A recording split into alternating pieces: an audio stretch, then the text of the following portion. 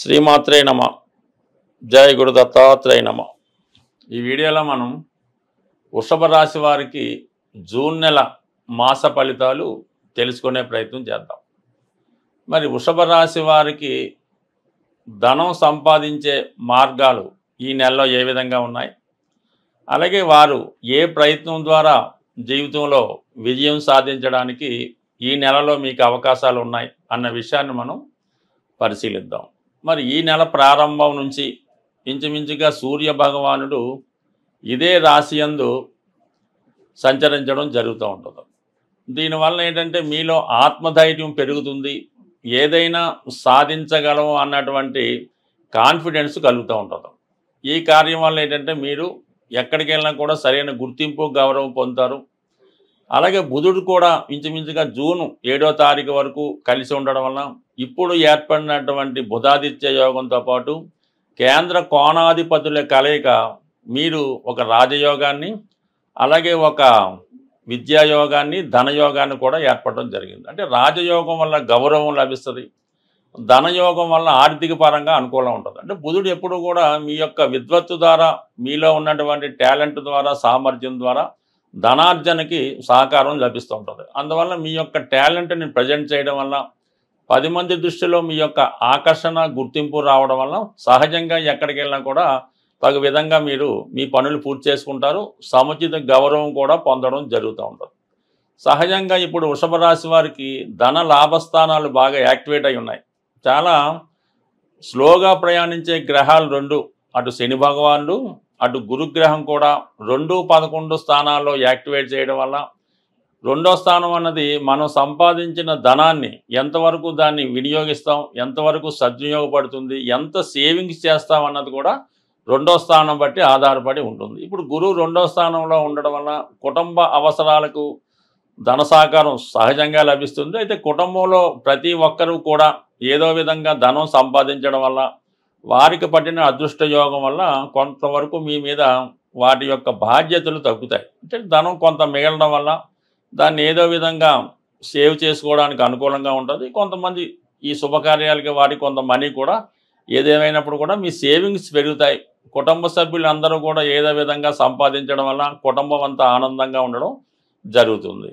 దానివల్ల బుధుడు కూడా మీకు 7వ తారీఖున ధనస్థానంలోకి మారడం వల్ల అనూహ్య కొత్త ఆదాయం పెరుగుతూ ఉంటుంది. అంటే మీ సంతానంలో ఒకరికి ఉద్యోగం రావడం కానీ, వారికి ఏదైనా ప్రభుత్వ పథకం రావడం కానీ, స్కాలర్షిప్ రావడం కానీ జరుగుతుంది. లేదా దూర ప్రాంతంలో ఉన్నటువంటి మీ యొక్క సంతానం మీకు ఆర్థిక పరంగా సహకరించి మీ యొక్క అభివృద్ధికి, మీ కుటుంబ అవసరాలకు కూడా సహాయపడడం జరుగుతుంది. జూన్ 7 తర్వాత ఏదైనా 2 శుభగ్రహాలు ధనస్థానంలో ఉన్నప్పుడు అనూహ్యంగా ఆదాయం పెరుగుతుంది. ఇక ముఖ్యంగా దశమ స్థానంలో రాహుగ్రహ సంచారం మీ యొక్క వృత్తి వ్యవహారాల్ని పెంచుకునే ప్రయత్నంలో ఎక్కువగా కృషి చేస్తారు. మీరు ఏ సంస్థలో అయితే ఉద్యోగం చేస్తున్నారో ఆ సంస్థని అభివృద్ధి పరిచే ప్రయత్నంలో కొత్తగా మీ యొక్క తెలివితేటలు దానిలో ఇంప్లిమెంట్ చేసి ఆ సంస్థ యొక్క పేరు నిలబెట్టడానికి చాలా వరకు ప్రయత్నం చేయడం జరుగుతుంది. దానికి ప్రతిఫలంగా మీకు కూడా ఆదాయం కూడా పెరిగి సహజంగా అంటే కొన్ని సందర్భాల్లో ఎక్కువ తక్కువ ఆదాయం కాకుండా స్థిరమైనటువంటి ఆదాయం శని భగవానుడు ఇవ్వడం జరుగుతుంటుంది. మనకి నెలకు 3 లక్షలు అంటే కరెక్ట్గా 3 లక్షలు ఇవ్వడానికి శని భగవానుడు మీ యొక్క కష్టాన్ని బట్టి రావడం జరుగుతుంటుంది. కాబట్టి మొత్తం మీద ఈ లాభస్థానం యాక్టివేట్ అవ్వడం వల్ల సమయానికి ఏదో విధంగా ధనం రావడం కూడా జరుగుతుంది. బట్ ఏంటంటే శని మీకు యోగకారకుడు, అష్టమ భాగ్య రాజ్యాధిపతులుగా కంప్లీట్గా మీకు మంచి ధనయోగాన్ని కల్పించడం జరుగుతుంది. సహజంగా 3వ స్థానంలో కుజగ్రహం కొంత ధైర్యాన్ని, ఏదైనా సాధించగలం అనే ధీమాన్ని ఇవ్వడం జరుగుతూ ఉంటుంది. అయితే మనకి ఈ జూన్ 6వ తారీఖున కుజుడు 4థ స్థానంలో ప్రవేశిస్తున్నాడు.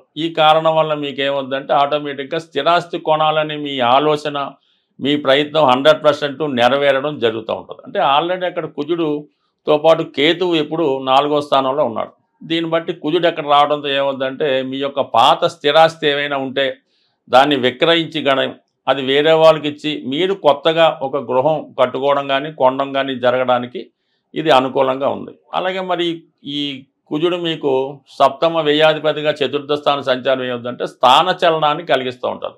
తప్పనిసరి పరిస్థితుల్లో కొత్త ఇంట్లోకి మారేవాడు కొత్త ఇంట్లోకి మారుతారు, కొత్త ఇల్లు కొనుక్కోవడం, కొత్త ఉద్యోగం, అలాగే కొత్త ప్రాంతానికి మారడానికి కూడా ఈ కుజుడు మీకు సహకరించడం జరుగుతుంది. అలాగే భూముల మీద, స్థిరాస్తుల మీద ఉన్నటువంటి సమస్యలు పరిష్కారం అవుతాయి. అలాగే అన్నదమ్ములు అందరూ కూడా సహకరిస్తారు. బట్ ఏదైనా ఈ వృషభ రాశి వారికి ఈ నెలంతా కూడా ఆర్థిక పరంగా చాలా అనుకూలంగా ఉంది. అయితే గ్రహాలన్నీ నెల ప్రారంభంలో రాహుకేతుల మధ్య ఉండడం వల్ల బిగినింగ్లో కొంత ఇబ్బంది పడినా 1-2 సార్లు ప్రయత్నం చేస్తే ప్రతి పని సక్సెస్ఫుల్గా పూర్తవుతుంది. ఏదైనా ఈ జూన్ నెలలో ధనాన్ని, అదృష్టాన్ని ప్రసాదించే గురు గ్రహం మౌఢ్యంలోకి వెళ్ళడం జరుగుతుంది. అంటే ఇంచుమించుగా మనకి జూన్ 10వ తారీఖు నుంచి జూలై 8వ తారీఖు వరకు కూడా ఈ గురు మౌఢ్యం అన్నది ఏర్పడడం జరుగుతుంది. దాని శుభకార్యాల మాట పక్కన పెట్టిన మనీ రొటేషన్ అన్నది చాలా వరకు తగ్గిపోవడం జరుగుతూ ఉంటుంది. ప్రతి ఒక్కరికి కూడా ఆర్థిక పరమైనటువంటి టైట్ ఏర్పడుతూ ఉంటుంది. అంటే సమయానికి మనకి రావాల్సింది రాకపోవడం జరుగుతూ ఉంటుంది. సో ఏదైనా ఏ గ్రహమైనా మనకి అనుకూలమైనటువంటి ఫలితం ఇవ్వాలంటే ఆ పరమేశ్వరుని యొక్క అనుగ్రహం తప్పనిసరిగా ఉండాలి. అంటే శివుడు అభిషేక ప్రియుడు అవటం వల్ల శివునికి ఈ సమయంలో మనకి ధనాన్ని ఇచ్చే కొన్ని పరిహారాలు తెలుసుకుందాం. అందులో ముఖ్యంగా శివునికి ఈ మారేడు దళములు సంపాదించి అవి నీటిలో వేసి ఆ జలంతో అభిషేకం చేయవలసి ఉంటుంది. అంటే మారేడు దళములు వేసినటువంటి వాటర్తో అభిషేకం చేయాలి. దాని తర్వాత ఏంటంటే రుద్రాక్షలు కొత్తవి తెచ్చి నీటిలో నానబెట్టి ఆ జలంతో అభిషేకం చేయడం వల్ల ఎంతటి కష్టమైనా పోతుందన్నమాట. ఆఖరికి పెద్ద క్రైమ్ అయినా పోతూ ఉంటుంది. దాని తర్వాత జనరల్గా ధనం కొరకు చెరుకు రసంతో అభిషేకం, లేదా ఆవు పెరుగుతో అభిషేకం, లేదంటే అరటిపళ్ళు గుజ్జుగా తయారు చేసి వాటి యొక్క అరటిపళ్ళు యొక్క పానకంతో అభిషేకం చేయొచ్చు. దీని తర్వాత ఏంటంటే లక్ష్మీ అమ్మవారికి శుక్రవారం రోజు ఎరుపు రంగు పూలతో అలంకరించి పూలదండ వేసి మరి చలిమిడి, వడపప్పు, పానకం నైవేద్యంగా పెట్టి ఈ ప్రసాదాన్ని ముత్తైదువులకి, కన్య పిల్లలకి, 12 సంవత్సరాల లోపు పిల్లలకి మీరు వాళ్ళకి ప్రసాదం ఇవ్వటం వల్ల, అంటే ప్రసాదం అంటే ఏదో కాకుండా సంతృప్తికరంగా ఒక ప్లేట్లో చక్కగా ఈ వడపప్పు, సలిమిడి, పానకం వేసి హ్యాపీగా తినేలాగా పెడితే కంపల్సరీగా మీకు ఆ ఫలితం రావడం జరుగుతూ ఉంటుంది.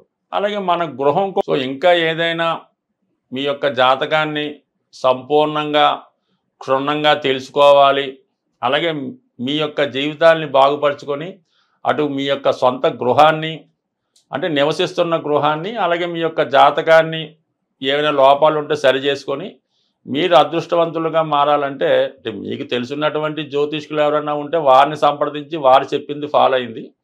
లేనప్పుడు ఇందులో ఇచ్చినటువంటి ఫోన్ నెంబర్లో మమ్మల్ని సంప్రదించడం వల్ల కూడా సాధ్యమైనంత వరకు మాకు తెలిసిన పరిజ్ఞానం ప్రకారం మిమ్మల్ని అదృష్టవంతులుగా మార్చే ప్రయత్నం కూడా చేసే ప్రయత్నం జరుగుతుంది. స్వస్తి.